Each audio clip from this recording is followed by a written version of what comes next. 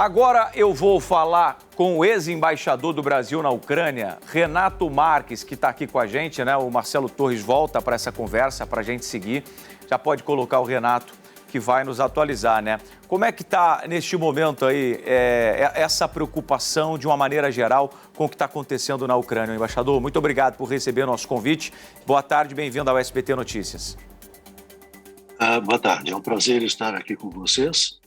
Evidentemente, é um momento de grande tensão e eu lamento que esteja sendo convidado a falar sobre esse tema nessas circunstâncias.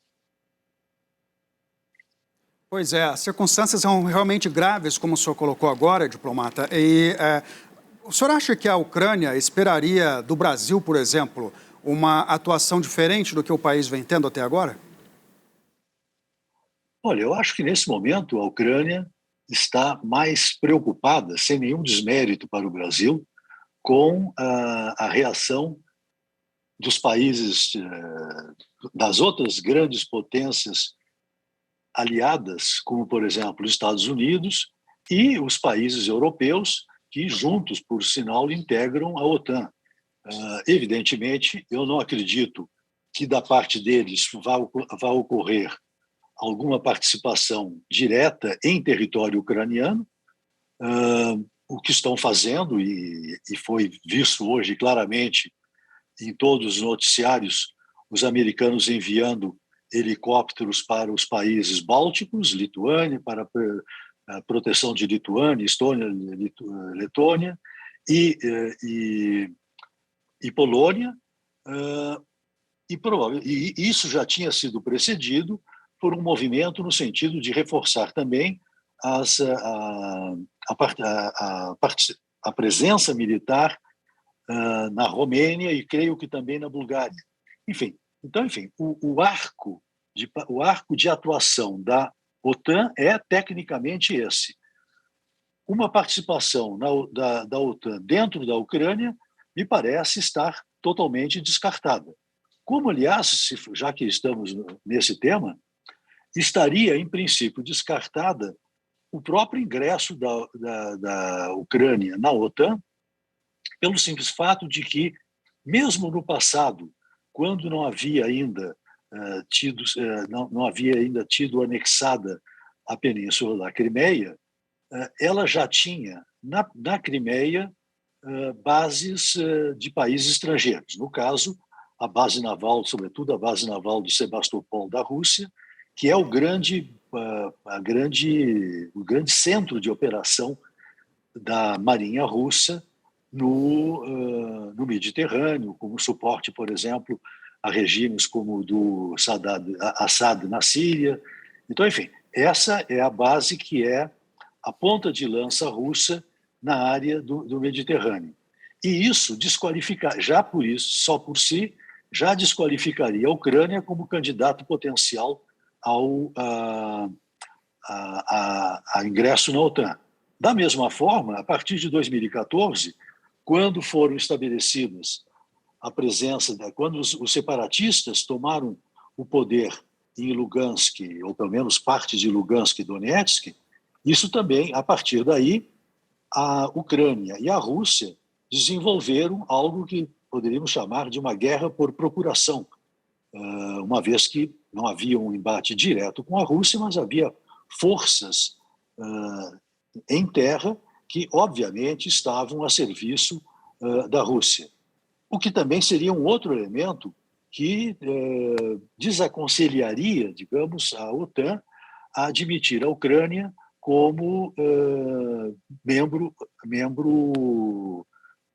integral da OTAN. Ô, Renato, bom, a gente está conversando aqui com o ex-embaixador do Brasil na Ucrânia, Renato Marques.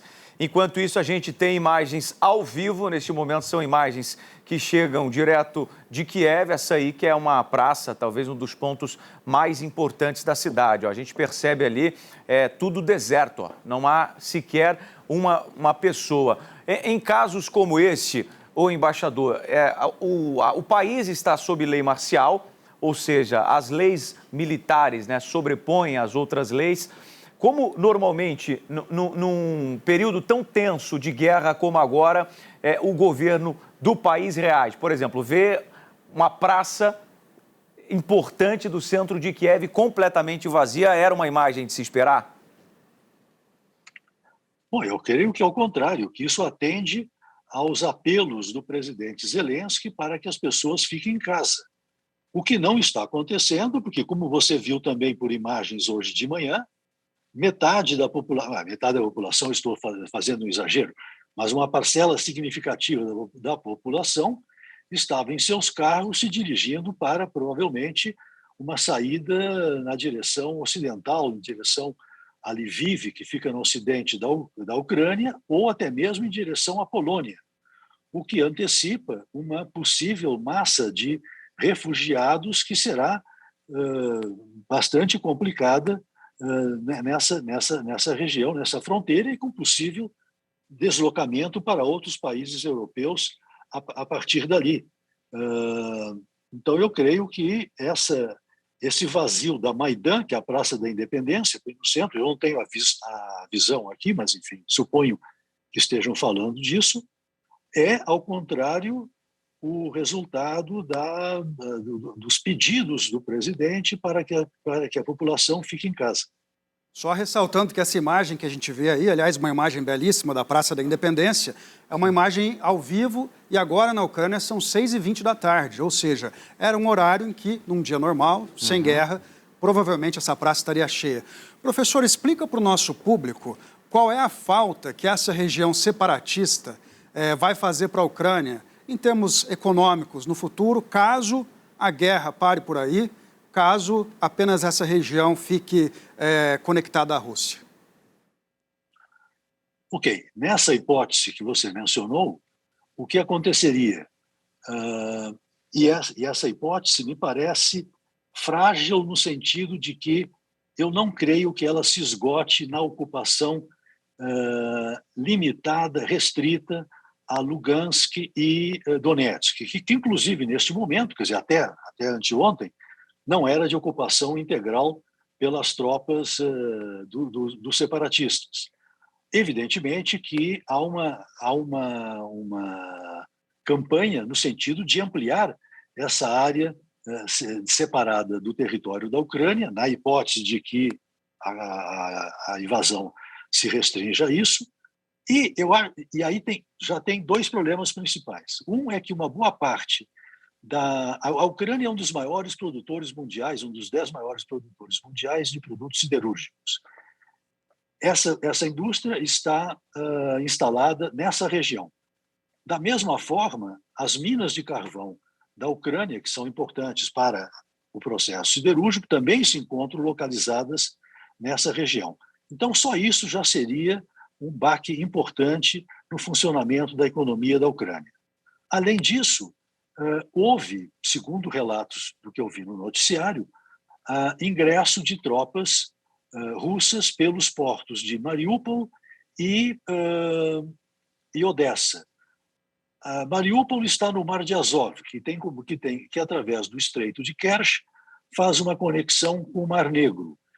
E Odessa e Mariupol são os principais portos de escoamento da exportação ucraniana, que é não só de produtos siderúrgicos e outros produtos industriais, mas também e significativamente de produtos agrícolas, como trigo, etc., uma vez que a Ucrânia é um país, é um dos grandes provedores de produtos alimentícios para a Europa e para a região.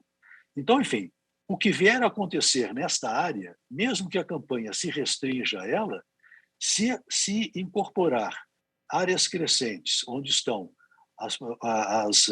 as minas de carvão, as usinas siderúrgicas, e ocupar os dois portos de escoamento da exportação, a Ucrânia vira um país mediterrâneo e, evidentemente, deixará de ser a Ucrânia tal qual eu conheci ao longo do longo período em que lá estive.